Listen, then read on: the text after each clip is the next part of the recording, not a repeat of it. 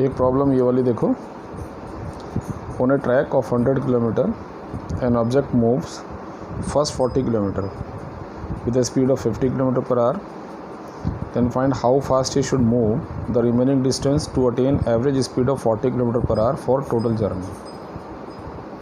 अगर मैं इसकी फिगर बनाऊँ, ये ए से सी तक जर्नी हुई, टोटल 100 किलोमीटर का ट्रैक है। पहले जो 40 किलोमीटर डिस्टेंस है उसने ट्रेवल किया 50 किलोमीटर पर आवर से। रिमेनिंग 60 किलोमीटर की जो स्पीड है वो जानना चाह रहा है, एवरेज आपको गिवन है ना। तो सिंपल सा मेथड है कि आपको टोटल डिस्टेंस मालूम है, एवरेज स्पीड मालूम है। एवरेज स्पीड का फार्मूला तुमने लगाया total distance upon total time, total distance upon total time. यहाँ एवरेज स्पीड की वैल्यू प्लेस की, यहाँ टोटल डिस्टेंस की प्लेस की, कैलकुलेट हो जाएगा टोटल टाइम। ये टोटल टाइम आपके पास आ गया। अब आप क्या करेंगे, जो फर्स्ट मोशन है इसमें आपको डिस्टेंस और स्पीड मालूम है, सेम यूनिट पर है, एक टाइम यहाँ से निकाल लेंगे, उसका नाम रख देना T1। इस टोटल टाइम में से इस टाइम को माइनस करोगे तो आपके पास रिमेनिंग जर्नी का टाइम आ जाएगा ना। Speed is equal to distance upon time, distance मालूम थी, टाइम आपने कैलकुलेट कर लिया है ना, तो स्पीड आपके पास आ जानी। जैसे हमने स्पीड के बारे में सीखा ऐसे वेलोसिटी आ जाएगी।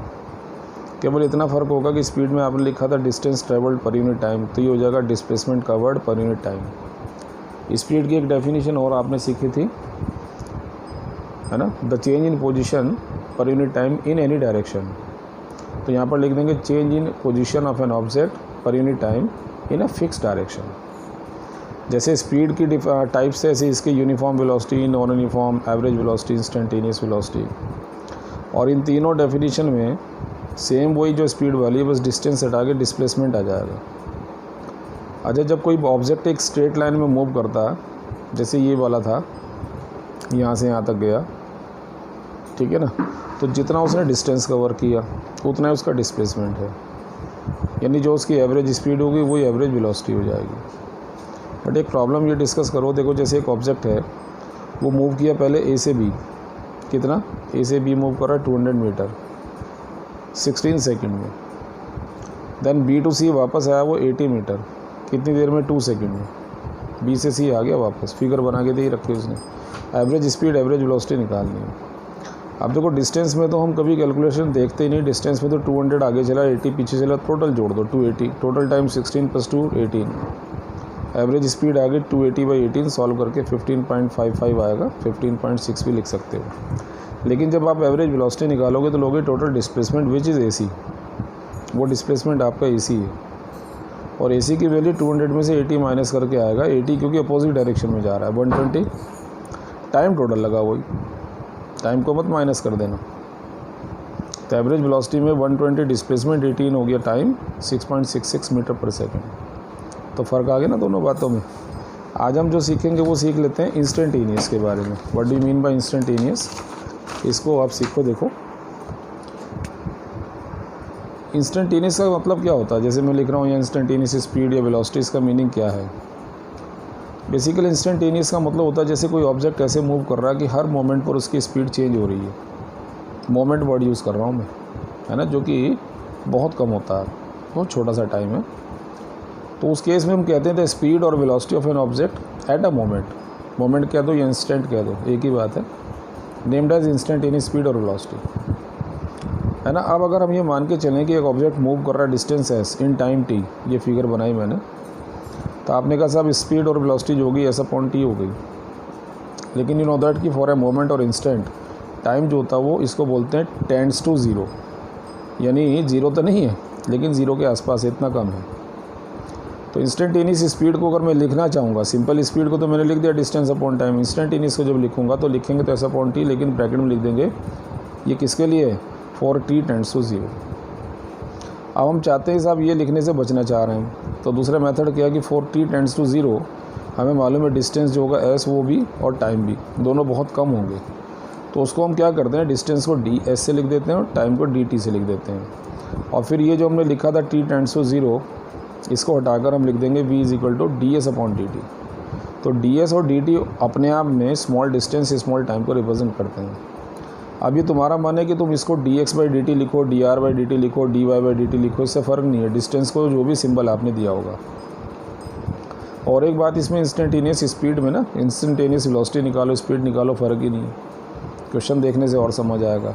अब कैसे क्वेश्चन होंगे इसके, an object covers a distance x in time t which is given by x equal to 4t² + 5t + 2 metre. अब देखो x जो है ना डिस्टेंस, वो एक वैल्यू के फॉर्म में नहीं है, एक्सप्रेशन के फॉर्म में। और क्या कह रहे हैं, find speed at t = 2 second. At का मतलब है इसी मोमेंट पे निकालनी है, साथ साथ वो कहते हैं इनिशियल स्पीड। तो बच्चों हम क्या करेंगे, v = dx बाई dt लिखेंगे जैसे हमने यहाँ सीखा था अभी, और इस dx बाई dt में x की वैल्यू प्लेस कर देंगे। ठीक है, अब इसे टाइम के रिस्पेक्ट में क्या करेंगे, डिफ्रेंशिएट करेंगे। और डिफ्रेंशिएशन का रूल हम जानते हैं पहले से ही। तो पहले तीनों टर्म को मैंने अलग अलग लिख दिया, d by dt of 4t², ये दिख रहा है, d by dt of 5t, d by dt of 2। और जब डिफ्रेंशिएट करेंगे 4 तो अपनी जगह t² का 2t, 5 अलग, dt बाई dt 1। और यहाँ क्योंकि t नहीं है, क्योंकि t के रिस्पेक्ट में करना था, t नहीं है 0, तो v की इक्वेशन बन गई 8t + 5। अब उन्होंने आपसे कहा था कैलकुलेट करना एट t = 2 सेकेंड।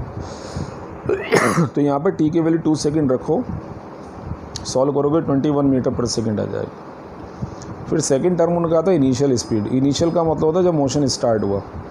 तो इनिशियल स्पीड के लिए इक्वेशन तो वही है, लेकिन टाइम की वैल्यू 0 रखेंगे और ये आ जाएगा 5 मीटर पर सेकेंड। इसी तरह से the position of an object is given by x = 3t - 2 का होल स्क्वायर।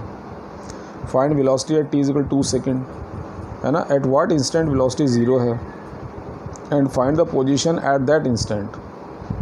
ये क्लास पार्ट है, वो लास्ट में बोलूँगा मैं। अब x की वैल्यू जैसे गिवन है तो इस एक्सप्रेशन को खोल लो पहले, फिर वापस आओ v = dx by dt, t की x की वैल्यू रखो, डिफ्रेंशिएट करेंगे। 9t² का 18t, क्योंकि 2 आगे आएगा, 4 का 0, 12t का 12, 18t - 12 आया।